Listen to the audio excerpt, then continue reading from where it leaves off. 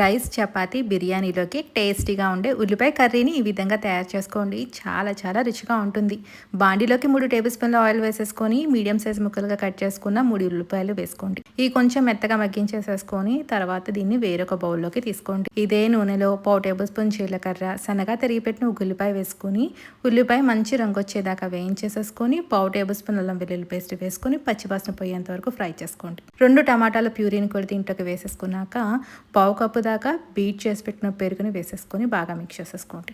దీంట్లోనే టేస్టీ తగినంత salt, 1 table spoon కారం, పావు టేబుల్ స్పూన్ పసుపు, హాఫ్ టేబుల్ స్పూన్ ధనియాల పొడి, పావు టేబుల్ స్పూన్ గరం మసాలా వేసేసుకొని బాగా మిక్స్ చేసేసుకున్నాక వేయించి పెట్టుకున్న ఉల్లిపాయలు పావు కప్పు దాకా వాటర్ వేసుకొని బాగా మిక్స్ చేసేసుకొని మూత పెట్టి సిమ్లో ఆయిల్ అంతా పైకి తేలేంత వరకు ఉడికించేసేసుకోండి. ఫైనల్గా దీంట్లో కొత్తిమీర కానీ లేదా కరివేపాకు జల్లేసేసుకొని మిక్స్ చేసేసుకొని వేడి వేడి అన్నంలో కానీ చపాతీలో కానీ లేదంటే బిర్యానీలో కానీ సర్వ్ చేసేసుకోండి.